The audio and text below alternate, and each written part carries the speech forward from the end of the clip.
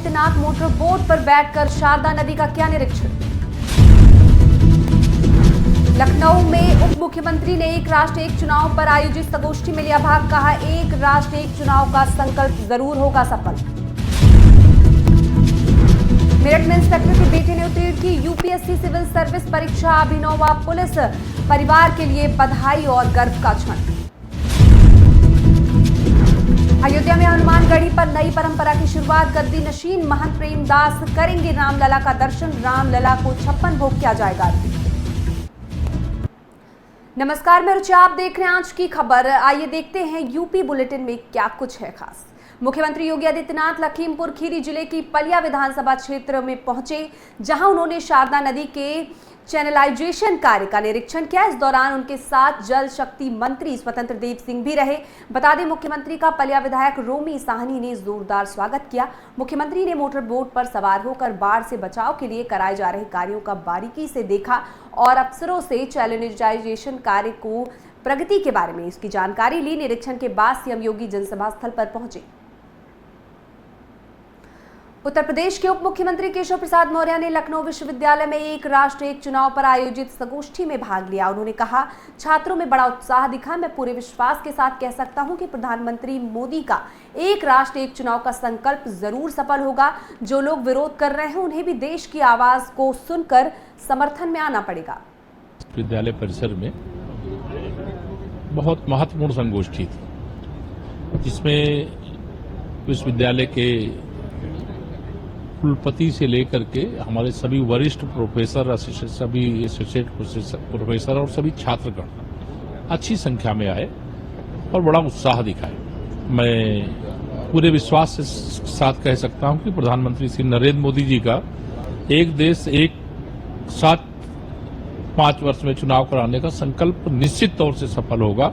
देश चाहता है, देश का समर्थन है और जो लोग विरोध कर रहे हैं उनको भी एक दिन देश की आवाज को सुनकर के समर्थन में आना पड़े। देखिए, कांग्रेस सहित सभी राष्ट्रीय और राजनीतिक दलों की एक बैठक हो चुकी है, सर्वदलीय बैठक जिसे कहते हैं। उसमें जो फैसला हुआ है, उस फैसले के अनुसार जिन लोगों ने आतंकवादी हमला किया है उनको उसका अंजाम भुगतना पड़ेगा। जनपद मेरठ में तैनात निरीक्षक श्री रमेश चंद्र शर्मा के सुपुत्र अभिनव शर्मा द्वारा सिविल सेवा परीक्षा वर्ष 2024 में ऑल इंडिया 130 रैंक प्राप्त कर सफलता प्राप्त की है। इनके द्वारा पुलिस परिवार का नाम रोशन किया है। इस अवसर पर इनके द्वारा बता दें, पुलिस उप महानिरीक्षक मेरठ परिक्षेत्र श्री कलानिधि नैथानी महोदय ने शिष्टाचार भेंट की। साथ में सूक्ष्म जलपान करते हुए काफी देर तक अभिनव की मेहनत भरी सफलता की यात्रा पर डीआईजी महोदय द्वारा अभिनव एवं उनके पिता इंस्पेक्टर रमेश चंद्र शर्मा के साथ चर्चा की गई। रेंज कार्यालय के समस्त कर्मियों द्वारा अभिनव शर्मा व उनके पिता इंस्पेक्टर रमेश शर्मा को बधाई एवं शुभकामनाएं दी गई। डीआईजी महोदय ने कहा कि अभिनव की यात्रा से अन्य युवक भी प्रोत्साहित होंगे। ये खाकी परिवार के लिए गर्व का क्षण है। अयोध्या में सदियों पुरानी परंपरा को तोड़कर अब नई परंपरा की शुरुआत कर हनुमानगढ़ी के गद्दी नशीन महंत प्रेमदास रामलला का दर्शन करेंगे। हनुमानगढ़ी के इतिहास में 52 बीघा के बाहर कोई भी गद्दी नशीन महंत नहीं जा सकता, लेकिन अब एक नई परंपरा के तहत महंत प्रेमदास 30 अप्रैल को सुबह 7 बजे हजारों की संख्या में संतों व गृहस्थ लोगों के साथ मिलकर रामलला का दर्शन करेंगे और कुछ समय तक उनके दरबार में ही समय व्यतीत करेंगे। सागरिया पट्टी के 5 संजय दास ने बताया कि सबसे पहले हुए वीआईपी मार्ग से निकलकर सरयू तट जाएंगे, सरयू में शाही स्नान करेंगे और सरयू नदी से लेकर रामलला के दरबार तक 40 जगहों पर पुष्प वर्षा की जाएगी। बताया ये भी गया कि हेलीकॉप्टर से भी पुष्प वर्षा होगी। इस शोभा यात्रा में हाथी, घोड़े, ऊंट की भी व्यवस्था की जा रही है। शोभा यात्रा में गद्दी नशीन महंत प्रेमदास हनुमानगढ़ी के निशान व छड़ी के यात्रा करेंगे। दर्शन के दौरान हनुमानगढ़ी की तरफ से प्रभु रामलला को 56 भोग भी अर्पित किए जाएंगे।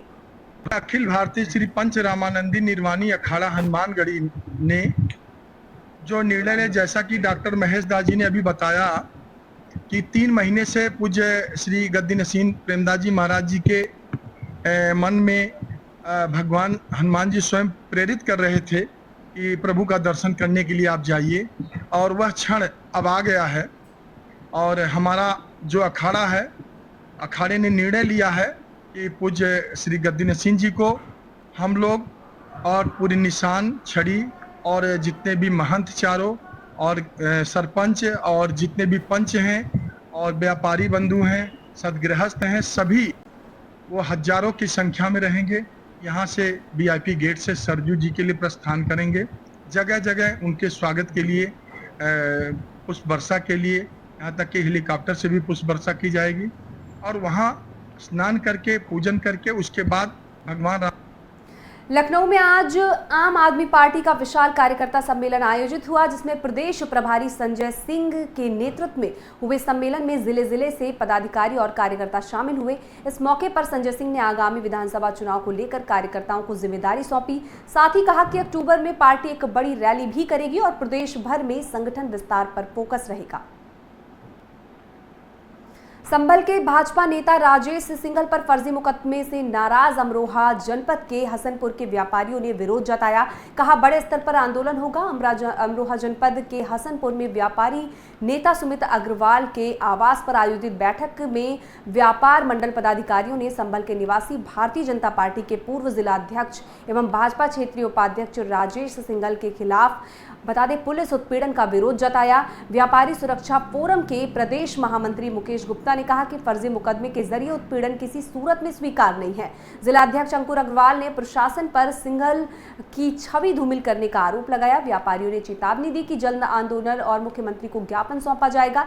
बैठक में कई वरिष्ठ भाजपा व व्यापारी नेता मौजूद रहे। जम्मू कश्मीर के पहलगाम में आतंकी हमले को लेकर अयोध्या के एक मुस्लिम ने खुद को सनातनी मुस्लिम बताते हुए इस्लाम धर्म छोड़ने की चेतावनी दी है। राम मंदिर के समर्थक बबलू खान ने कहा कि इस्लाम आतंकवाद है। अगर इस्लाम ये कहता है कि निर्दोष हिंदुओं की हत्या की जाए तो हम परिवार सहित इस्लाम धर्म छोड़ने के लिए मजबूर हो जाएंगे। उन्होंने कहा कि हम पहले भी सनातनी थे, आज भी सनातनी मुसलमान हैं। देखिए, मर्यादा पुरुषोत्तम भगवान श्री राम की ये पावन जन्मभूमि अयोध्या है। आज यहाँ एक बहुत बड़ा मैसेज यहाँ के मुसलमानों ने दिया है। मुस्लिम समाज की अगुआ बबलू खान ने आज दो टूक कह दिया कि मानवता को बचाने के लिए हम सभी एक साथ हैं और आतंकवाद को दुनिया से समाप्त किया जाएगा। अगर पाकिस्तान अपने यहाँ से आतंकवाद समाप्त नहीं करता है तो दुनिया के नक्शे से पाकिस्तान मिटेगा और वहाँ तिरंगा लहराया जाएगा। एक बड़ी बात बबलू खान ने कहा है कि यदि कुरान में या हदीस में ये लिखा है कि जो मुस्लिम नहीं है उसको जो है घात लगा के बैठो और उसको गोली मार दो, निर्दोषों की हत्या कर दो। उन्होंने कहा कि जो इस्लाम के जानकार है वो आकर के इस बात को बताएं कि इस्लाम जो है शांति का मजहब है और अगर गैर मुस्लिमों की हत्या अगर वहां लिखी है तो उन्होंने आज ये भी कहा है कि अगर ऐसा कुरान हदीस में कहीं भी होगा तो मैं करोड़ों मुसलमानों के साथ में इस्लाम का त्याग करके और घर वापसी कर लूंगा।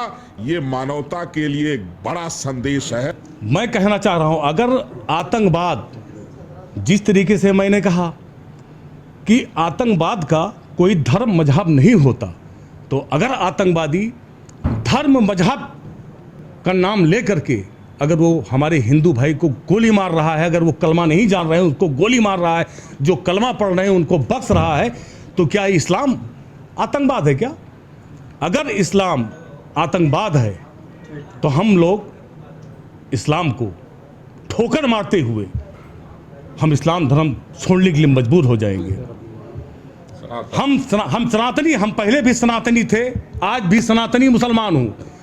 हमारा खूबसूरत इस्लाम जो कुरान में लिखा है कि प्यार मोहब्बत का पैगाम दें, प्यार मोहब्बत से एक दूसरे का दिल जीतें, लेकिन इस्लाम को अगर बदनाम करने के लिए ये आतंकवादी ये कर रहे हैं तो हमारे साथ तमाम मुसलमान, देश के करोड़ों मुसलमान मेरे साथ एकजुट होकर के आतंकवाद को खत्म करने।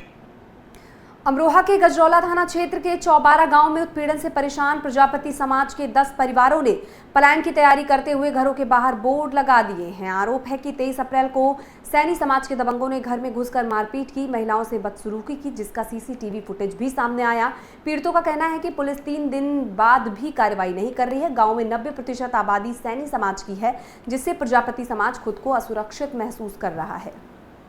सर मेरा तहिरा भाई सुरेश कुमार प्रजापति की दुकान रख रहा हूँ मैं यहाँ पे। ये सर एक हमारी हवेली मंडलों के बीच में है। इनसे तो हमें कोई खतरा नहीं है। इस सैनिक समाज के लोगों से हमें ज़्यादा ही खतरा है। बिंदु परिषद के जो आदमी थे उन्होंने सर हमारे पास, उनका नाम सर अशोक कुमार मंडी धमोराने के रहने वाले हैं।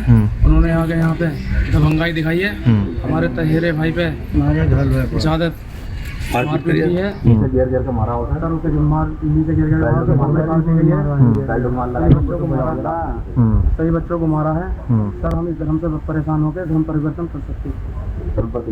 अगर सुनवाई नहीं हुई तो अगर सुनवाई नहीं होगी तो हमारी तो काफ़ी समय हो चुका है। हमारी पिछला भी हमारा झगड़ा हुआ था दिवाली के समय पे, उसमें भी आज तक कोई कार्रवाई नहीं हुई। शनिवार को जनपद झांसी के एरच थाना क्षेत्र में एक दर्दनाक हादसा हो गया। ग्राम जकौली के पास बेतवा नदी में नौका विहार कर रहे परिवार की नाव अचानक जलमग्न हो गई। इस हादसे में पिता और पुत्र की दर्दनाक मौत हो गई, जबकि 3 लोगों को सकुशल बाहर निकाला गया। परिवार जन्मदिन के बाद नौका विहार करने गया था। जानकारी के अनुसार एरच कस्बे में एक बच्चे का जन्मदिन पार्टी आयोजित किया गया था। इस कार्यक्रम में सम्मिलित होने कुछ रिश्तेदार भी पहुंचे थे। समारोह के बाद राकेश कुशवाहा अपने पुत्र अंशुल के साथ डिकौली घाट के पास नौका विहार करने पहुंचे। इसी दौरान 3 लोग नाव से उतरकर नदी में नहाने लगे, जिससे नाव का संतुलन बिगड़ गया और वो पलटकर पानी में डूब गई। हादसे में पिता पुत्र की मौत हो गई, 3 लोग को बचाया गया। वाराणसी में हेमंत पटेल मर्डर केस में से आग बबूला। सिराथू विधानसभा से विधायक पल्लवी पटेल ने जमकर बवाल काटा। पल्लवी पटेल ने पीएम मोदी के संसदीय दफ्तर का कूच किया और धरने पर बैठ गईं। पुलिस ने जब विधायक को रोकने की कोशिश की तो पल्लवी पटेल अपना दल के कार्यकर्ताओं का पारा बढ़ गया और इस दौरान विधायक ने पुलिस पर गंभीर आरोप लगाए हैं।